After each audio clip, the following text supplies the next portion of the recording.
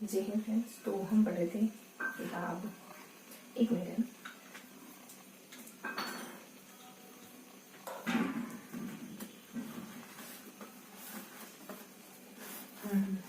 एक मिनट रुकिए।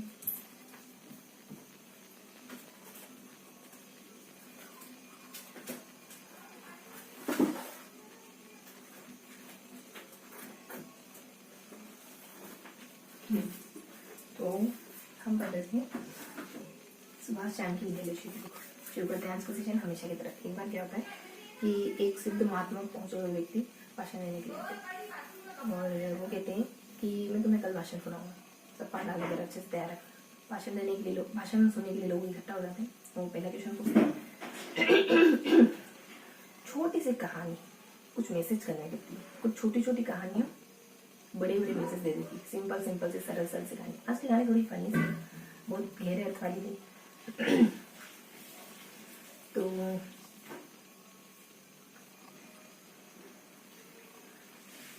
ठीक है, तो क्या होता है कि पंडित जी कथा सुनाने वाले थे। ठीक, पंडित जी कथा सुनाने वाले थे। तो उन्होंने कहा कि कल सब पांडाल में इकट्ठे हो जाए। सब इकट्ठे हो गए। उन्होंने कहा कि कुछ जानते हो वेद उपनिषद भगवद गीता क्या है? कि नहीं माना, हम कुछ नहीं जानते। आप अपना ज्ञान, हमारा आप अपना जो भी आपका ज्ञान है वो हम तक पहुंचाइए। वैदिक ज्ञान तो हम तक, हमें भी उस बरसात से भिगाइए। तो उन्होंने कहा कि अच्छा तुम कुछ नहीं जानते, तब तो मैं कुछ नहीं सिखाऊंगा। तुम थोड़ा जानो, अपने ओर से कुछ एफर्ट लगाओ, जब थोड़ा लेवल पे आ जाओगे तब सिखाऊंगा। अब अगले दिन फिर इकट्ठा हो गए। उन्होंने सोचा जब कहेंगे कि हम नहीं जानते, ठीक है, तो शायद सिखा दे, या फिर उन्होंने ऐसा कहेंगे कि लेवल पे मैंने ऐड कर दिया, ठीक है। अब अगले दिन फिर इकट्ठा हुए। अगले दिन सब इकट्ठे हुए और वापिस से पूछा कि जब उन्होंने ये जवाब दिया ना हम जानते, तब उन्होंने सिखाने से मना कर दिया। और जब उन्होंने कहा कि हम नहीं जानते, शो में बता देते हो, जब उन्होंने कहा कि हम नहीं जानते, तब वो कहते हैं कि सीख के आओ। और जब वो कहते हैं कि हम जानते हैं, तो कहते हैं कि जानते हो तो बताओ क्या। अब उन्होंने एक उपाय निकाला। उन्होंने कहा कि आधे जने कहेंगे कि नहीं जानते, आधे जने कहेंगे कि जानते। अब वो जाकर कहते हैं कि आधे कहते जानते, आधे कहते नहीं जानते। फिर उन्होंने कहा कि ऐसा करो, जो जानते हो, जो लोग जानते हो वो नहीं जानने वालों को बता दो। तो ये क्या था पता है? ये पूरा माजरा क्या है? ये है आर्ग्यू का माजरा। कि हम आर्ग्यू करने जाएंगे तो कुछ भी कह सकते हैं, है ना। तर्क कब कुतर्क में बदल जाते, तर्क वितर्क कब कुतर्क में बदल जाते हमको पता नहीं चलता। तो बहुत ज्यादा आर्ग्यूमेंट में नहीं पढ़ना है, सीधा वो करिए। कैसे याद करे, क्या क्या स्ट्रेटेजी अपनाए, कौन सी किताब ले, ये बहुत ज्यादा नहीं सोचना है ना। सीधा उसमें उतरिए, है ना। पहले से लिस्ट बना ली बहुत सारी, सीधा अप्लाई करिए। तो शुरू करते हैं आज का सेशन। आज हम क्या पढ़ने वाले हैं? आज हमें ना हमेशा की तरह 3 पेज पढ़ेंगे। तो कल हमने 3 पेज पढ़ने में, कल हमने ना बहुत सारी इंफॉर्मेशन ढूंढी, बहुत सारी। कोशिका किसको कहते हैं, केंद्र किसको कहते हैं, नहीं कोशिका नहीं, केंद्र किसको कहते हैं, लव किसको कहते हैं, हरित लव किसको कहते हैं। फिर हमने यूकेरियोटिक प्रोकैरियोटिक में अंतर क्या होता है, डीएनए आरएनए में अंतर क्या होता है। बीच में एक सारणी भी पढ़ी थी हमने। फिर वो सारणी ना माइक्रोबॉडी के बारे में बताती है। एक और टॉपिक था। इसके अलावा फिर हमने कुछ है ना श्वसन के बारे में भी पढ़ा, अवायु श्वसन, वायु श्वसन। अब ये टॉपिक तो मैंने आपको बता दिया, लेकिन हम पढ़ेंगे पेज वाइज, है ना। मैं सिर्फ ट्रिक्स याद दिलाऊंगा। शुरू करते हैं। आप जानते हैं हम कैसे पढ़ रहे थे, ठीक है। तो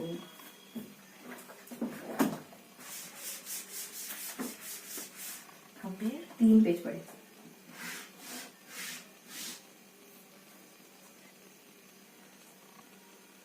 फर्स्ट देखो लास्ट बैच श्वसन का था, नया नया लेसन श्वसन शुरू हो चुका था और इससे पहले वाले 2 लेसन कोशिका से जुड़े हुए थे, ठीक है। एक में यूकेरियोटिक प्रोकैरियोटिक में अंतर और डीएनए वगैरह है, और एक में कुछ पॉइंट्स है ना, पैराग्राफ वाइज पॉइंट्स है, डिब्बे हम जिसको कहते हैं पैराग्राफ वाइज पॉइंट है, जिसमें हमको है ना ऐसे याद करा था हमने।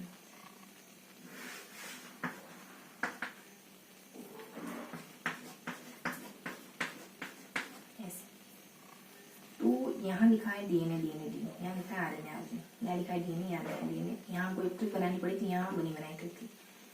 यहाँ है केंद्रक, कोशिका लवक, हरित लवक, और ये केंद्र के बारे में हम कैसे याद कर देते हैं, पेज को देख, पेज में जो कुछ भी आता है ना उसको एक नजर में याद रखने की कोशिश करते हैं कि यहाँ ये है, यहाँ फटाफट से कुछ न कुछ फटाफट से गेन कर लेते हैं। यहाँ ऐसा लिखा है, यहाँ ऐसे लिखा है, पैराग्राफ में लिखा है, यहाँ ऐसे दूर लिखा है, नंबर में लिखा है, अल्फाबेट में लिखा है, यहाँ बहुत मतलब बहुत अक्षर तितर बितर चिद्दे है ना, हमारी माली भाषा में कहते हैं, मतलब दूर लिखे, कहीं पास लिखे। तो हम क्या करते हैं कि जितना फास्ट हो सके उतना फास्ट एक इमेज बनाने की कोशिश करते हैं पूरे पेज की। जितना आप समय लेंगे उतना चीजें बिखरेगी, जितना समेटने की कोशिश करेंगे उतना सिमट भी जाएंगे। तो यहाँ डीएनए आरएनए कुछ पॉइंट है, तो आरएनए में तो सिंपल से 3 पॉइंट है, स से शुरू होते हैं, स और नीचे र से, फिर ऊपर डीएनए में इनके अंदर भी है, फिर डीएनए लेकिन जरा था।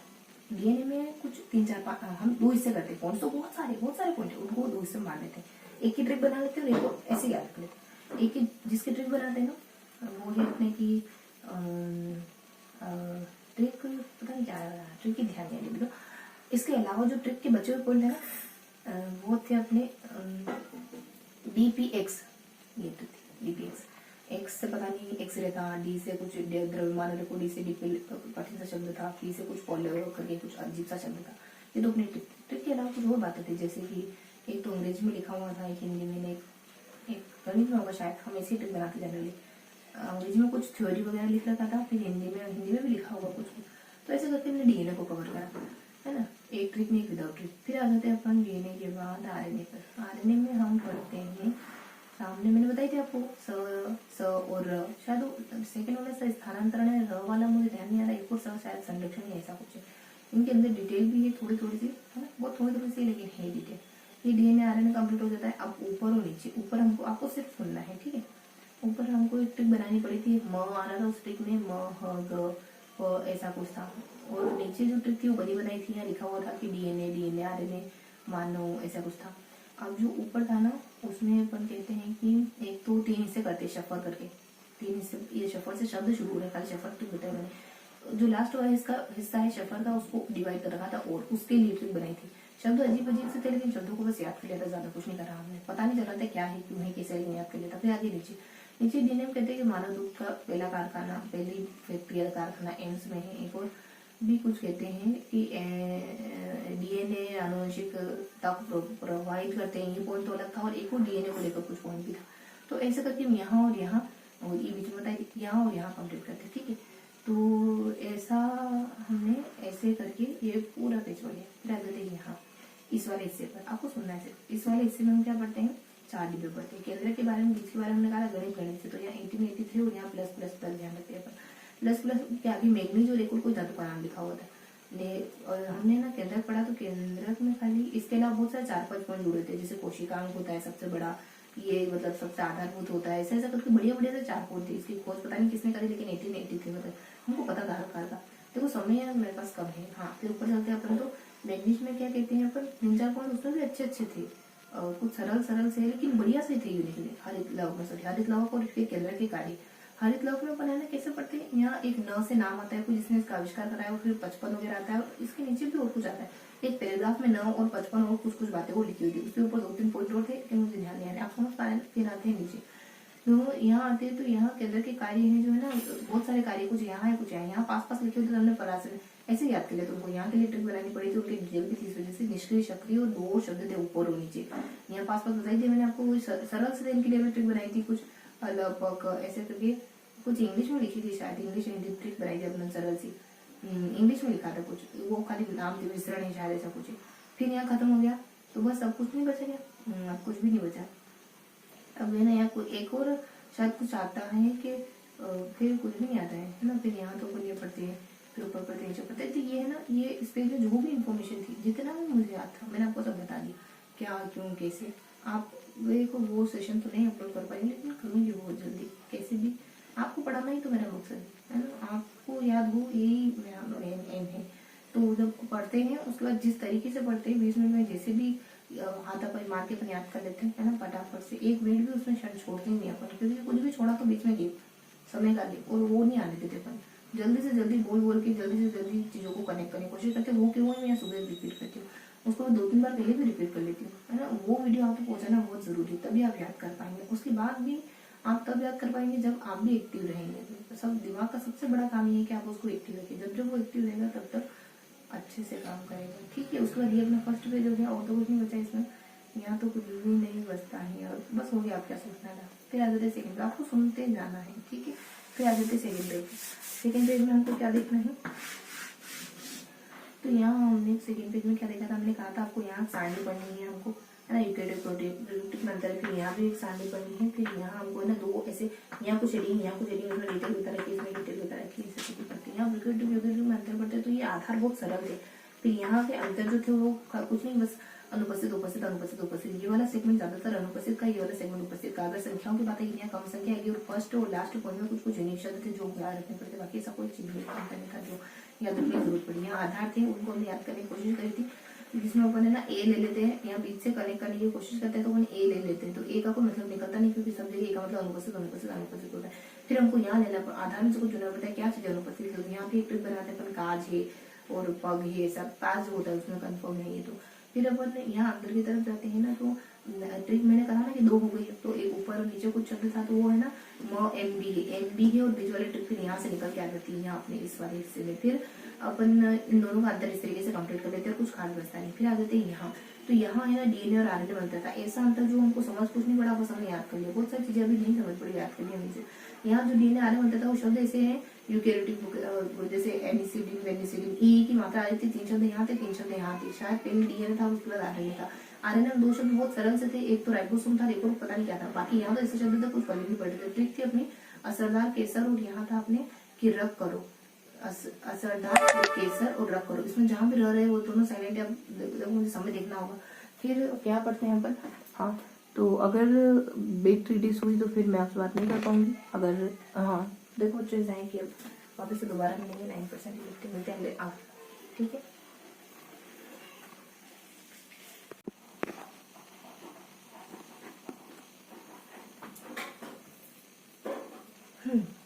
सो बच्चों नोट्स करते हैं। देखो यहाँ सारणी है, यहाँ डी में आने बनता है, मेरे नाम वो तो अजीब अजीब संत है, तो बता दी दोनों मेरा साइलेंट करिए बीच में, ठीक है। यहाँ कहते तारा की बॉडी है, ट्रिक है, 3 शब्द हैं, 3 शब्द हैं। यहाँ डीएनए आरएनए डीएनए, यहाँ जो है वो 3 शब्द हैं, पादप सेल्यूलोस और तंतु, ये 3 शब्द हैं। इनसे जुड़े हुए नीचे से जुड़े हुए कुछ और शब्द भी हैं, और यहाँ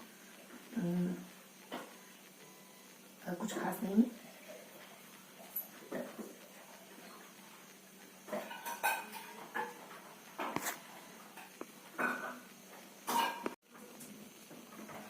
तो इस तरीके से हमने यहाँ कवर किया, ठीक है। अब इन तीनों शब्दों के आगे पीछे क्या किया, एक में था डीएनए आरएनए डीएनए, एक डीएनए में प्रोकैरियोटिक लिखा हुआ था, 3 शब्द थे, तीनों में 3 शब्द जुड़े हुए थे। एक में मुझे ध्यान नीचे यूकेरियोटिक लिखा हुआ था, फिर ऊपर और 2 और कुछ लिखे हुए थे, अभी फिलहाल मुझे नहीं, बहुत सारे थे। फिर ये तारा है, ये बॉडी माइक्रो बॉडी है, तारा का कुछ और नाम भी इससे यूज करके, और हाँ, तो ये हमने, और ये सिर्फ इतनी सी बातें नहीं, यहाँ इतना करेगा, ठीक है। तो इस तरीके से हमने यहाँ कवर किया।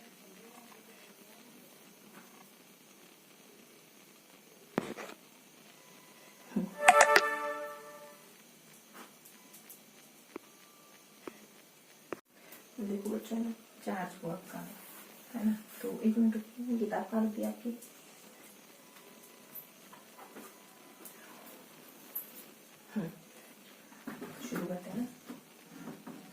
सेकंड पेज अच्छे से डिस्कस कर चुके थे।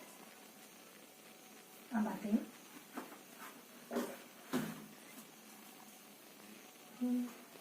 Joke joke.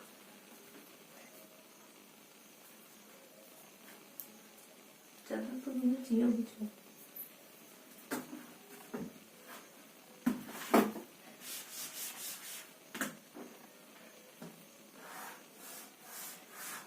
थर्ड पेज इसमें क्या पढ़ते पता है? थर्ड पेज में क्या पढ़ते हैं? थर्ड पेज तो बहुत आसान है।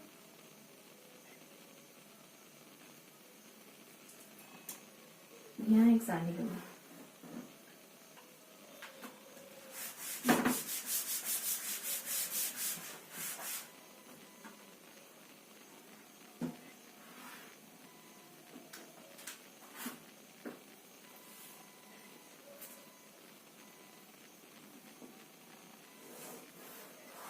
ये समझ। यहाँ एक सारणी, यहाँ एक सारणी है ना, एक सारणी यहाँ, फिर एक सारणी यहाँ, फिर यहाँ कुछ अंग्रेजी में अल्फाबेट में कुछ लिखा होता, एक समीकरण लिखी हुई थी, है ना। इस सारणी में क्या होता पता है? अजीब अजीब से नाम थे, यहाँ और यहाँ धड़ल्ले से नाम लिख रखे थे, पता ही नहीं चला क्या नाम है। हेडिंग भी डाल रखी थी, हेडिंग याद नहीं है, यहाँ और यहाँ धड़ल्ले से नाम लिख रखे थे। ये थोड़ा कोशिका नाम था शायद, जिसकी हेडिंग कोशिका थी। यहाँ बढ़िया था भाई, यहाँ ना एक एक तो समीकरण थी, उसके नीचे कुछ जानकारी, इसके नीचे कुछ जानकारी, इन दोनों के नीचे कुछ कुछ जानकारी थी अच्छी अच्छी। क्या दिख रहा है?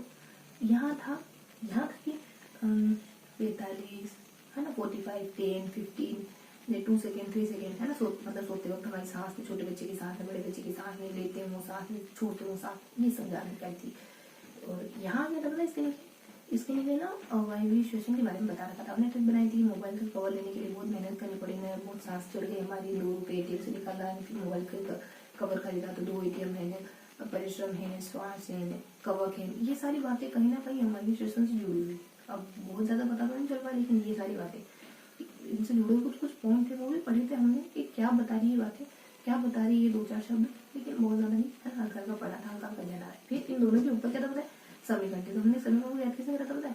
काओन ओन ऐसे हिंदी में बना के याद करे थे, ऐसे नहीं करा था जल और ये सब। हमने कहा था कि काओ मतलब KHO, कहो क्या लाना है, तो कहा कि ATM ले आओ ने पानी ले आओ, तो ATM था और पानी था। यहाँ कहा कहो क्या लाना है, तो ATM भी था, ATM 2 बार था और पानी 1 बार था।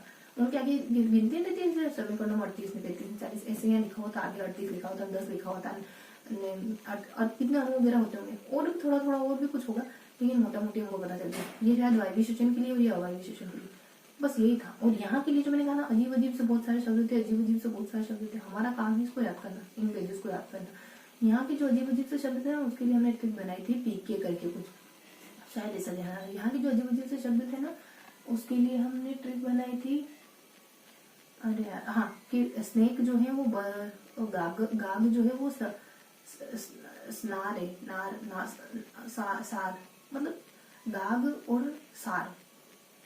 सांप एक न्यू ट्रिक बन रही थी कि जो गागर है ना वो सांप को ले जा रहा है, सांप आ रहा था, हाँ एक तो सांप था और एक गाग था।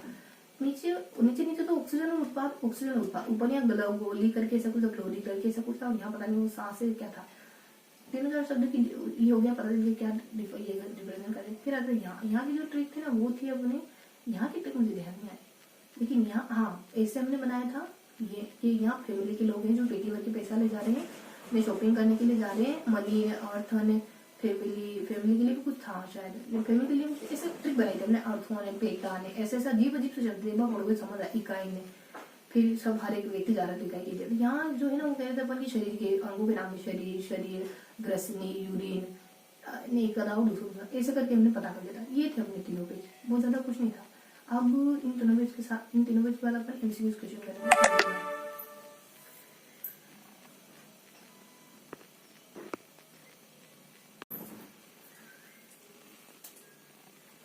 अब हमको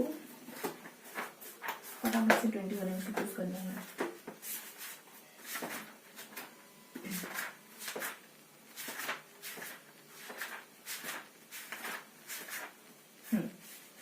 तो हमको 21 MCQs करने हैं ना, कहाँ तक पढ़ा था हमने?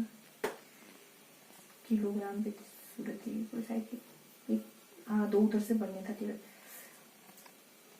35 से लगा तो 45, 55, 31। देखो ये बता रखा है कि कोई बस अपनी पहली यात्रा 10 किलोमीटर के लिए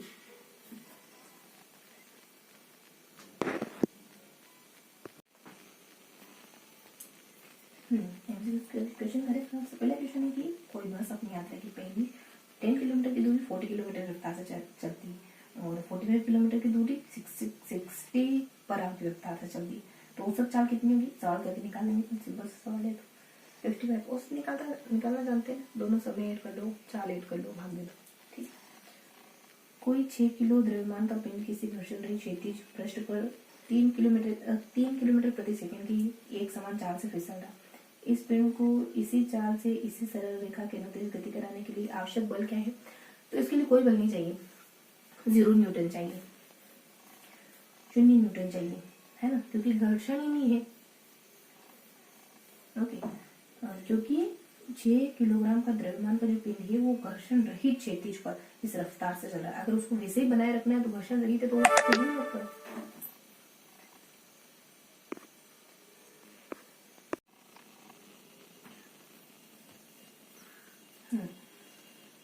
वस्तुओं की वर्तमान अवस्था न बदल सकने वाले गुण को समझ लेना। शून्य बल चाहिए जब कोई घर्षण है ही नहीं और वैसा ही बनाए रखना है, वैसे चाल रखनी, तो घर्षण नहीं चाहिए फिर हमको। शून्य वस्तुओं की वर्तमान अवस्था न बदल सकने वाले गुण को न्यूटन के कौन से नियम, न्यूटन ने कौन सा बताया? ये जगत नियम है, ये पहला नियम है। वस्तुएं बदलना नहीं चाहती अपने को। फिर है कि एक 5 ग्राम, एक 5 ग्राम भार वाले पंखे और एक 10 ग्राम भार वाली कील दोनों में समान गति जुड़ जाए तो दोनों वस्तुओं के समय के बारे में इनमें से कौन सा करना चाहिए? तो भारी वस्तुओं में अधिक समय होता है, ये स्टेटमेंट ध्यान रखिए। m द्रव्यमान के एक कण का समय p, तो इसकी गतिज ऊर्जा होगी, तो इसका जो संबंध है ना वो m/p का है, p/m का है। m के आगे 2 लगा दो, p के ऊपर 2 लगा दो, p/m पम। ठीक, pm। रॉकेट की गति पर निम्नलिखित में से कौन सा संरक्षण सिद्धांत लागू होता है? रेखीय समय तो नहीं, समय संरक्षण रॉकेट पर रेखीय। सरल रेखीय पथ के अनुदिश त्वरित गति से गतिमान किसी पिंड के लिए किसी दिए गए कथनों में से कौन सा सही होगा?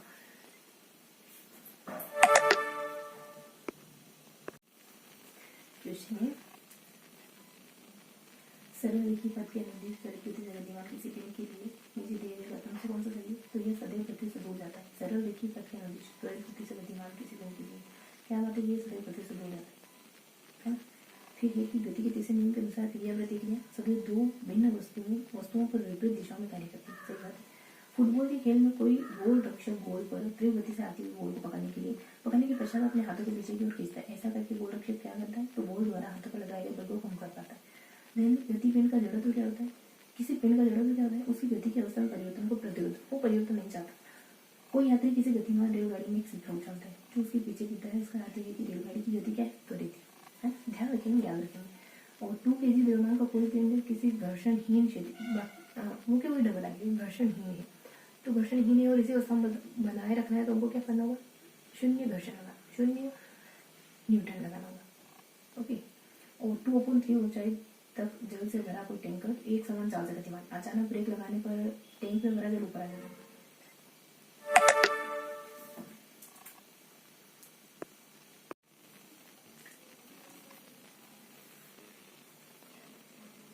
तो शुरू करते हैं कि इस पर किसी जब एक दूसरे के संपर्क में आए हुए पृष्ठ, हाँ, तो पानी की टैंक का क्या होगा? पानी आगे आ जाएगा, आगे की ओर गति है। जब भी एक दूसरे के संपर्क में आए हुए पृष्ठ सापेक्ष गति करे या गति करने की प्रवृत्ति रखे तो घर्षण बल क्या होगा? इस पर निर्भर नहीं करता कि उसके ठोस और द्रव्य गैसीय कोई फर्क नहीं पड़ता घर्षण को। इन चीजों से किसी चाकू को घिस कर तेज करने के लिए सबसे सही जगह कौन सी? पत्थर। सबसे ठीक वस्तु क्या है? पत्थर। एक ही प्रारंभिक चाल से चलती वस्तु तो नहीं रहेगी, कह सकते हैं। एक ही प्रारंभिक चाल से चलती हुई कार, कोई खिलौना कार सबसे अधिक दूरी चलेगी अगर संगमरमर की सतह पर पॉलिश की हुई संगमरमर की सतह। यदि हम दरवाजे के कब्जे पर तेल लगा देते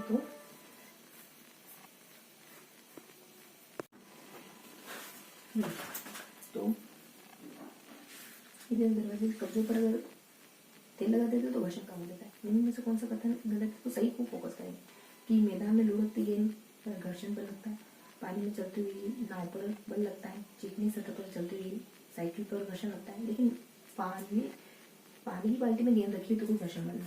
2 क्वेश्चन बना। पहला क्वेश्चन है कि 50 सेंटीमीटर फोकस दूरी के अवतल लेंस के सम्मुख बिंब अनंत पर रखा है, तो आभासी प्रतिबिंब की लेंस की दूरी कितनी सेम होगी 15 सेंटीमीटर। फोकस दूरी 15 है अवतल लेंस से, लेंस अवतल है, तो आप बिंब भी कहाँ बनेगा, इतनी दूरी बनेगा। स्नेल का नियम क्या कहता है, n बराबर sin 1 बटे sin r। आपका क्वेश्चन रहेगा कि वो पी और वाला क्वेश्चन से नहीं पता है तुम्हें। चलो बताओ, वो बहुत सारे क्वेश्चन आ रहे। तो क्वेश्चन रहेगा कि पी और एम में क्या संबंध है। पी वेग और द्रव्यमान है। पी वेग और द्रव्यमान के संबंध को वेग और द्रव्यमान का संबंध बताइए। यह था पूरा सेशन। मिलते हैं ऐसे ही अगली वीडियो में, तब तक के लिए हंसते मुस्कुराते रहिए, दिल से पढ़ाई